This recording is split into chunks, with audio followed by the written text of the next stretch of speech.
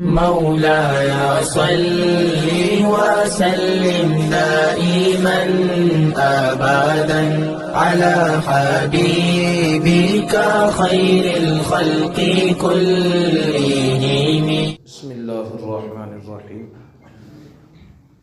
الحمد لله رب العالمين والعاقبة للمتقين والصلاة والسلام على سيد الأنبياء وخاتم المرسلين وعلى آله وأصحابه أجمعين. اما بعد. بخاری شریف جلد نمبر 1 صفحہ نمبر 425 کتاب الجہاد میں امام بخاری علیہ الرحمہ نے باب باندھا ہے باب الکاذب فی الحرب، جنگ کے دوران جھوٹ بولنا. جھوٹ بولنا یہ ہر جگہ ہی برا ہے، لیکن 3 جگہیں ایسی ہیں کہ جہاں پر جھوٹ بولنے کی اجازت شریعت نے دی ہے. ایک، خاوند اور بیوی کے درمیان اگر کوئی ناچاکی پیدا ہو جائے تو ان کی محبتوں کو برقرار رکھنے کے لیے اگر بیان میں کوئی اونچ نیچ کرنی پڑ جائے جو خلاف حقیقت ہو تو اس کی اجازت دی گئی ہے. اسی طرح جب 2 بھائیوں کے درمیان لڑائی ہو یا 2 قبیلوں کے درمیان 2 مسلمان آپس میں بچھڑے ہوئے ہوں، ناراض ہوں، تو ان کی صلح کرانے کے لیے اگر خلاف حقیقت کوئی بات کرنی پڑ جائے تو اس کی بھی اجازت ہے. اور تیسرا مرحلہ یہ ہے کہ جنگ کے دوران دشمن پر قابو پانے کے لیے اگر اس کو باتوں میں لانے کی اور ایسی باتیں کرنے کی ضرورت پڑ جائے کہ جس سے اس کا اعتماد جیت کر بندہ قابو پا سکے، ایسا کرنے کی بھی اجازت ہے. تو 3 مقامات ہیں جہاں پر مصلحت کی بنا پر خلاف حقیقت بات کرنے کی اجازت دی گئی ہے. ان میں سے ایک مقام یہ ہے کہ الکذب فی الحرب، جنگ میں جھوٹ بولنا. حضرت جابر بن عبداللہ رضی اللہ تعالیٰ عنہ روایت فرماتے ہیں ان النبی صلی اللہ تعالیٰ علیہ وآلہ وسلم قال من لکعب بن الاشرف فإنہ قد آذى اللہ ورسولہ. کون ہے جو کعب بن اشرف کو سنبھالے گا، اس لیے کہ اس نے اللہ اور اللہ کے رسول کو اذیت دی ہے. کعب بن اشرف، اس کو یہودیوں کا طاغوت کہا جاتا تھا، طاغوت الیہود. تاجر تھا، کاروباری تھا، مالدار تھا، سردار تھا، پھر تورات بھی پڑھا ہوا تھا، علم بھی رکھتا تھا، دولت بھی رکھتا تھا. غزوہ بدر جب ہوا تو اس کے بعد یہ اسپیشلی طور پر مکہ معظمہ میں گیا. وہاں جا کر لوگوں کو اسلام کے خلاف اور پیغمبر اسلام صلی اللہ تعالیٰ علیہ وآلہ وسلم کے خلاف بھڑکایا. انہیں کہا دیکھو محمد صلی اللہ علیہ وسلم نے تمہارے بڑے بڑے سرداروں کو قتل کر دیا. اور پھر ایسے اشعار پڑھے جن میں کفر کو اسلام کے خلاف برانگیختہ کیا گیا اور نبی پاک صلی اللہ تعالیٰ علیہ وآلہ وسلم کی توہین اور گستاخی کی گئی. تو یہ کعب بن اشرف بنیادی طور پر گستاخ تھا رسول کائنات صلی اللہ تعالیٰ علیہ وآلہ وسلم کا. اس نے گستاخی رسول اللہ صلی اللہ علیہ وسلم کی اور رسول اللہ صلی اللہ علیہ وسلم نے فرمایا کہ اس شخص نے پہلے اللہ کو اذیت دی ہے، پھر رسول اللہ کو اذیت دی ہے. قد آذ اللہ ورسولہ، پہلے اللہ کا ذکر ہے، پھر رسول اللہ صلی اللہ علیہ وسلم کا ذکر ہے۔ اس کا مطلب یہ ہے کہ جب کوئی رسول اللہ صلی اللہ علیہ وسلم کی گستاخی کرے، پہلے اس شخص پر اللہ ناراض ہوتا ہے، اللہ تعالیٰ کے ناراض ہونے کی وجہ سے محمد عربی ناراض ہوتے ہیں۔ نبی پاک صلی اللہ علیہ وسلم خود معاف کرنے کا جذبہ رکھتے ہیں اور اپنے ساتھ بدتمیزی کرنے والوں سے انتقام لینا پسند نہیں کرتے، معاف کرتے ہیں۔ لیکن جو رسول اللہ صلی اللہ علیہ وسلم کی گستاخی کرتا ہے، اللہ تعالیٰ اس سے ناراض ہوتا ہے، اور پھر جب اللہ تعالیٰ ناراض ہوتا ہے تو اللہ تعالیٰ کی ناراضگی کی وجہ سے رسول اللہ صلی اللہ علیہ وسلم کو تکلیف ہوتی ہے، اللہ تعالیٰ کو اذیت ہوتی ہے رسول اللہ کی گستاخی سے، رسول اللہ صلی اللہ علیہ وسلم کو اذیت ہوتی ہے اللہ تعالیٰ کی اذیت سے اور اللہ تعالیٰ کی ناراضگی سے۔ تو فرمایا اس شخص نے اللہ کو اذیت دی ہے، اللہ کے رسول کو اذیت دی ہے۔ تو رسول اللہ صلی اللہ علیہ وسلم کی گستاخی کرنے والا رسول اللہ صلی اللہ علیہ وسلم کا مجرم ہے، لیکن اس سے پہلے یہ خدا کا مجرم بنتا ہے، کیونکہ اللہ تعالیٰ کو اس سے تکلیف ہوتی ہے۔ اب بندہ اللہ تعالیٰ اذیتوں سے پاک ہے، احساسات سے پاک ہے۔ یہ متشابہات میں سے الفاظ ہیں کہ اللہ کو اذیت دی ہے، اللہ تعالیٰ تو اذیت پانے سے پاک ہے، وہ تو وراء الورا شان ہے۔ لیکن اس کا ایک معنی یہ بن سکتا ہے کہ اللہ تعالیٰ کو اذیت ہوتی نہیں، لیکن اگر اللہ تعالیٰ کو اذیت ہوتی ہے تو رسول اللہ کی گستاخی سے ہوتی ہے، ایک۔ دوسرا، اللہ کو اذیت کوئی دے نہیں سکتا، لیکن اپنی اوقات کے مطابق کوشش تو کر سکتا ہے نا، تو اس نے اللہ تعالیٰ کو اذیت دینے کی کوشش کی ہے۔ یا پھر یہاں اذیت بمعنی ناراضگی ہے کہ اس شخص نے اللہ تعالیٰ کو ناراض کیا ہے، اور اللہ کی ناراضگی کی وجہ کیا ہے کہ اس نے رسول اللہ صلی اللہ علیہ وسلم کی گستاخی کی ہے۔ تو فرمایا کون ہے جو اس کو قتل کرے؟ محمد بن مسلمہ رضی اللہ تعالی عنہ۔ آپ بولے، کہنے لگے اتحب ان اقتلہ یا رسول اللہ صلی اللہ علیہ وسلم، یا رسول اللہ کیا آپ پسند کرتے ہیں کہ میں اسے قتل کر دوں؟ قال نعم، رسول اللہ صلی اللہ علیہ وسلم نے ہاں میں پسند کرتا ہوں، جس نے اللہ کو اللہ کے رسول کو ناراض کیا ہے اسے جینے کا کوئی حق نہیں، گستاخ رسول کو جینے کا کوئی حق نہیں، میں پسند کرتا ہوں تو اسے قتل کر دے۔ فَأَتَاهُ، حضرت جابر بن عبداللہ راوی اس حدیث کے فرماتے ہیں کہ محمد بن مسلمہ کعب بن اشرف کے پاس آئے، کہنے لگے ان ھذا یعنی نبی صلی اللہ علیہ وسلم قد عنانا، کہنے لگے کہ اس شخص نے، اور مراد تھا نبی پاک صلی اللہ علیہ وسلم، ہمیں تو تھکا دیا ہے۔ وَسَأَلَنَا الصَّدَقَةَ، وہ ہم سے صدقے مانگتا ہے، بار بار کہتا ہے صدقہ کرو، اللہ کے نام پر دو، اللہ کی راہ میں خرچ کرو، کبھی کسی جنگ میں کبھی کسی جہاد میں، کبھی کسی محاذ پر کبھی کسی محاذ پر، بار بار فنڈ اکٹھا کرتا ہے، اس نے تو ہمیں مشقت میں ڈال دیا ہے۔ فقال وأيضا لتملنه، وہ کعب بن اشرف کہنے لگا ابھی تو کچھ بھی نہیں ہوا، آگے دیکھو کیا بنتا ہے، وہ تمہیں مشقت میں ڈال دے گا۔ یعنی محمد بن مسلمہ نے کعب بن اشرف کو قابو کرنے کے لیے اسی کی بولی بولی، اس کے مزاج کے مطابق باتیں کی، رسول اللہ صلی اللہ علیہ وسلم کے خلاف باتیں کی۔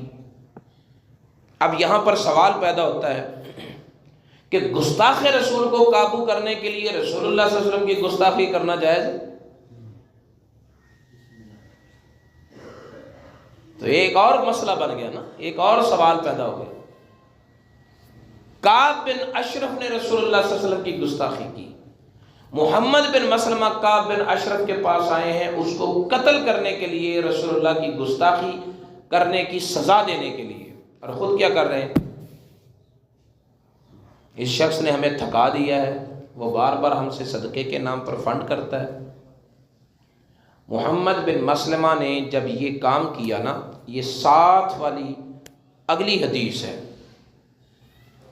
جو امام بخاری نے باب الفتق بأہل الحرب میں درج کی ہے، اور اس میں بھی یہی لفظ ہیں حدیث کے کہ نبی پاک صلی اللہ علیہ وسلم من لکعب بن الاشرف فقال محمد بن مسلمہ اتحب ان اقتلہ قال نعم۔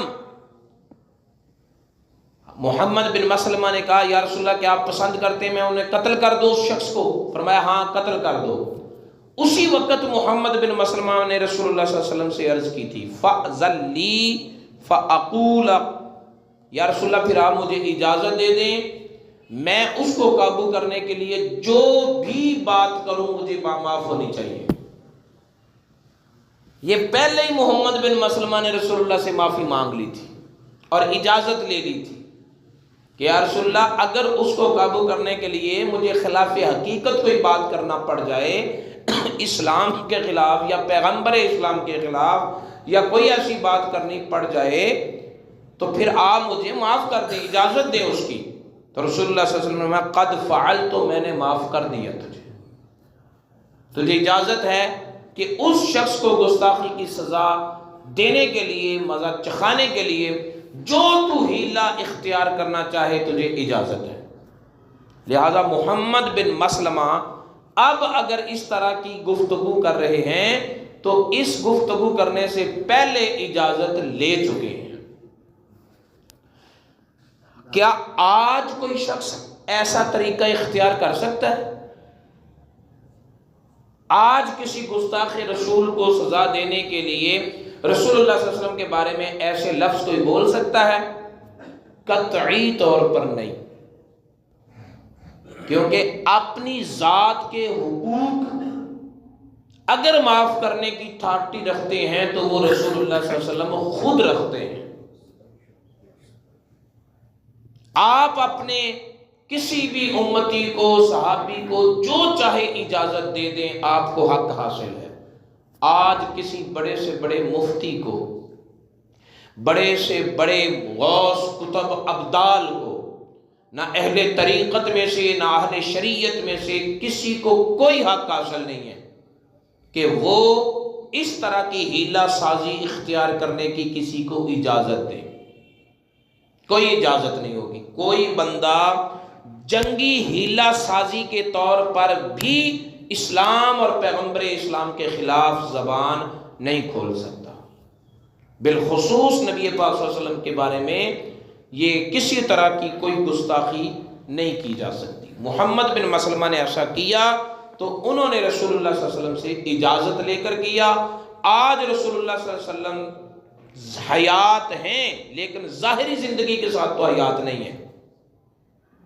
آج اگر کوئی اپنے کشف کی بنا پر یا مشاہدے کی بنا پر یا خواب میں کہتا ہے کہ مجھے رسول اللہ صلی اللہ علیہ وسلم نے اجازت دی ہے تو اس کو اجازت شریعت میں تصور نہیں کیا جائے گا، اور ایسی اجازت کی بنا پر کسی کو حق حاصل نہیں ہوگا کہ رسول اللہ صلی اللہ علیہ وسلم کے خلاف کوئی بھی جملہ بول سکے، کیونکہ خواب دیکھنے والے کو غلطی لگ سکتی ہے، مشاہدے میں غلطی ہو سکتی ہے، کشف میں غلطی ہو سکتی ہے۔ خواب، مشاہدہ، کشف، القاء، الہام، یہ کوئی بھی شریعت کی دلیل نہیں ہے، حجت نہیں ہے، اس میں خرابی پیدا ہو سکتی ہے۔ اس لیے ان صورتوں اور ان وجوہات کی بنا پر کسی کو رسول اللہ صلی اللہ علیہ وسلم کے خلاف بات کرنے کا کوئی حق نہیں ہے، کوئی جواز نہیں ہے۔ محمد بن مسلمہ نے نبی پاک صلی اللہ علیہ وسلم نے اجازت لے کر کیا تھا۔ اس نے کہا کہ ابھی تو واللہ لتملنہ، ابھی تو تم اس سے اور بیزار ہو جاؤ گے، ملول میں مبتلا ہو جاؤ گے۔ قال فإن قد اتبعناه فنذكره ان ندعه، یہ نذکرہ لکھا ہوا ہے، بعض نسخوں میں ہے فَنُكْرِهَهُ، ہم اس کو ناپسند کرتے ہیں کہ نافرمانی کرے، اس کو چھوڑ دیں، ہم اس کی اتباع کر چکے ہیں، اس کا کلمہ پڑھ چکے ہیں، اس سے وعدے کر چکے ہیں، اب چھوڑنا پسند نہیں کرتے۔ حَتَّى نَنْظُرَ إِلَى مَا يَسِيرُ أَمْرُهُ، ہاں